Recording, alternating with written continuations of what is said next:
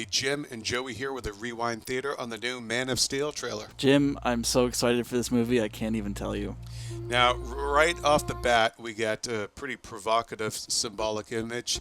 The classic Christ pose of Kal-El, Clark Kent, lying in the water in debris. I'm guessing his little deadliest catch shipping voyage went awry. It could be. I feel like they should have a Soundgarden song playing right here. Jesus Christ posed. But, that's a classic image of Superman as a Christ figure. And so it doesn't surprise me that they open up this trailer with that. Now, here we see little Clark Kent, obviously going through some traumatic times. Probably developing his powers. Maybe the whole world is sort of being cacophony, a cacophonous sound in his super hearing or something. Now, there is Diane Lane as Martha Kent, and what's a little different here is that she seems to be the one more supportive or sort of helping him as he goes through his changes and comes to terms with his powers. Mm-hmm. And we're going to see a little bit about Jonathan Kent and shortly. That is a little different from what we're used to. My son was in the bus. Now, this sequence, this bus crash, apparently happens when Clark is an adolescent.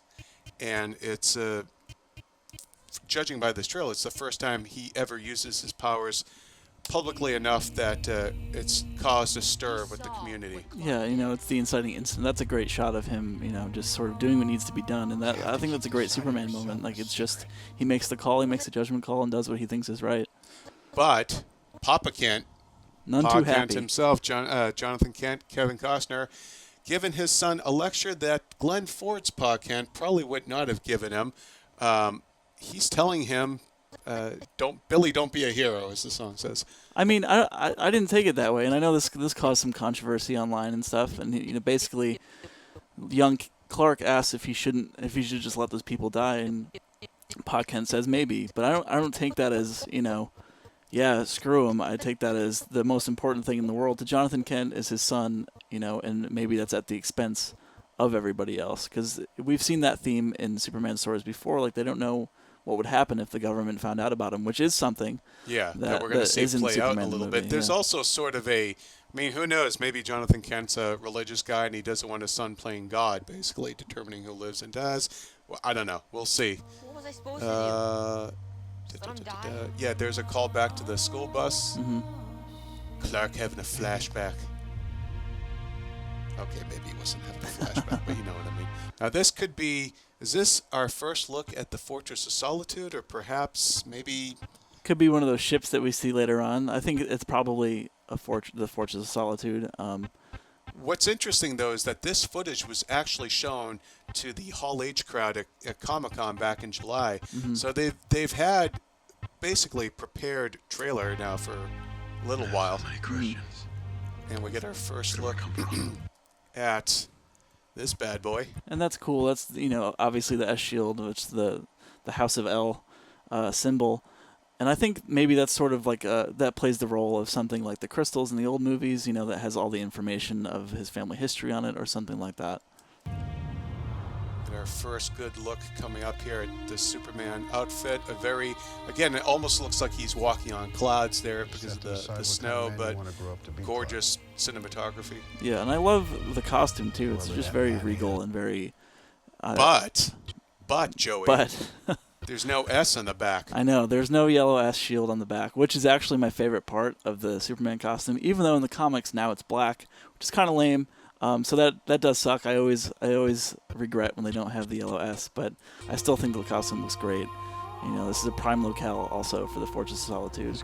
And then this is nice, the first time we actually see him in flight. And it's just sort of the effect it has on nature and his surroundings, which is something we didn't really see in other Superman movies. He just sort of flies off. Yeah, we've never seen him physically affect the environment around him like that, and I think that's a really cool idea, and I think that fits with what Nolan and Goyer have talked about wanting to do. Now, this laser beam shooting down into, I assume, Metropolis. Mm-hmm. What do you think? Is that from the alien ships that we saw? I think that's probably from one of the ships that we saw earlier. And this is a great shot of Russell Crowe as Jor-El. Yeah, you see that he actually has the S shield, the logo itself on his chest, Yep. plus a sort of a bit of an armored look to Jor-El in this movie. Mm-hmm. And then that's Lara, played by, I'm probably going to slaughter her name, I believe it's Ayelet Zurer, Mm-hmm. and I believe she was in Da Vinci Code, actually. And of course, baby Kal-El. Kal-El. And then Adult, this shot, manly beard Kal-El. yeah, there's Crazy Eyes rocking the Wes Bentley Death Stare there. He really does, too. And his man hair and his chest there cannot be burned off. Yeah, that beard's pretty amazing. Now let's go back here and we get a good look-see in this next sequence at some apparently Kryptonian spaceships. Yeah, I'm gonna say Destruction going on Kryptonian. here. And then of course they arrive at the Kent farm, which just bodes well, obviously. Yeah, that's going to end well. And there's, I believe that's Ma Kent coming down the stairs. Now, you have an observation, though, that they're talking about Pa Kent in the past tense. Yeah, when Clark starts his monologue later on, he's talking about Pa Kent in the past tense, which would line up with lots of other Superman stories where, unfortunately, Jonathan Kent doesn't make it through the whole movie or through the whole story. Well, if you have two spaceships show up at your house, I want the classic Western thing of him coming out with his shotgun to defend his homestead. Right. And he gets zapped. And there There is we go. General Zod with a Michael awesome Shannon goatee. from Boardwalk Empire.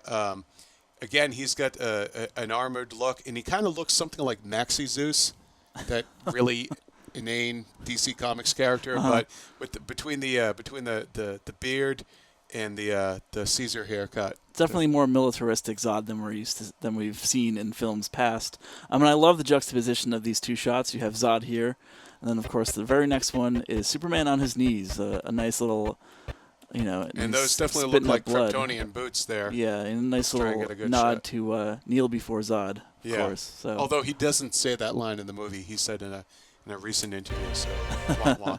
Now here we get our first look at Lawrence Fishburne as Perry White. Yep, the chief himself, Chief and himself, Metropolis crumbling around him. Now, do you think that's Daily Planet coming down behind him? I wouldn't be surprised. I mean, the planet seems to be one of those locations that has to get blown up at some point in every movie. And Now that's a nice shot. Yeah, this definitely looks like Krypton to me. That's probably Lara standing there watching her home planet be destroyed. It's pretty depressing, but I think it's really a really cool shot. Do you think that Zod is responsible for the destruction of Krypton? It could be. They've done something like that in the Superman Earth 1 comics. It wasn't Zod, but it was another alien race that's responsible for destroying Krypton. I think that's kind of lame personally, especially if Zod is, the general of the planet that's trying to protect it from whatever threats are out there. Now, what's Clark Casting a fishing net. and some sort of light in the sky? Is that a flare? I don't know. Well, let's go on to this shot. This is, of course, the new poster. Mm-hmm. Superman in cuffs. Clearly the human race not ready for a superpowered being. Yeah, I mean, one interrupting their theory is affairs. maybe Zod and his friends show up first, and that's what sort of urges Clark to put on the costume and go after them, and sort of turns himself in when the rest of the country doesn't fully trust him after seeing what Zod can do. But it goes to show that he's a good sport, because we all know he could kick everybody's Oh, ass right totally. there. And then right here we get, well, after another I'm cool Henry Cavill shot, we get our first really comic booky image of the villain and the hero fighting. Yep. And I love the visuals in this movie. It's very painterly kind of backgrounds. And then right here we get another shot of the Kryptonian vessels. Mm-hmm. They're very organic looking. Like there's no sharp edges and things like that. It's all very rounded and sort of natural looking. And then right here we get our first look at, that's on the left is Christopher Maloney. You might know him from Law & Order SVU. Mm-hmm. And then Richard Schiff from The West Wing. Maloney plays a character I believe named Colonel Hardy. And then Richard Schiff plays a rather well-known comic book supporting character. Why don't you tell us He about does. That is Dr. Emil Hamilton, who's been in the comics for a very long time. He's always at Star Labs and sort of helping Superman out with any science questions or building him anti-Kryptonian suits and things like that. So it's like Q. Kind of, yeah. I mean, one interesting thing in regards to this movie, in the comics, Hamilton discovered the Phantom Zone on Earth and created the Phantom Zone projector, which Superman uses to access the Phantom Zone. And we know the Phantom Zone is involved in the movie somehow. I don't think it's called that anymore. But so it would be interesting if maybe Hamilton creates this thing and maybe accidentally unleashes Zod and his armies from the Phantom Zone. And that's the inside. What an incident. asshole. Yeah, what a jerk. All right. Now this is interesting here. We see Mother Nature going berserk right behind Clark Kent as he saves some local child. That or Lois Lane had a prom night trophy. One of the two. Wow. I mean, not Lois, Lana Lang. Sorry. Terrible. I know, I'm awful. And this is the part where we were talking about where he's talking with Jonathan Kent in the past tense. Now, but this is interesting. Is he flying into a portal, some sort of silo, an explosion? I think maybe it's what was shooting Metropolis before from the ship, and he's pulling an Independence Day and flying right up into the shot there. Now, I wonder, this would be interesting if, I think a lot of people would suspect this is probably from Act 3, he's coming to save the day. What if this is just like middle of the movie and that's how he ends up in custody? I don't know. Let's see here. Coming up is another interesting shot. It's a great shot of the suit there. And then, of course, this was the first promo image released from the film was Clark in front of the destroyed vault. Right. So this is mid-battle. I love this. The first time we get to see Superman, and of course Amy Adams as Lois Lane. Yep. She's all doe-eyed for him. She's already. all pretty and stuff. Yeah. And of course they're in front of the army, which makes me wonder if she has any involvement, in terms of, in the comics, Lois Lane's dad is a general. So I wonder if they're going to use that. That would be an interesting take. Would explain some of the access that she could probably get. Yeah. All right, folks. Well, that'll about do it for this Rewind Theater. I'm sure there'll be more Superman trailers down the line. So thanks for watching.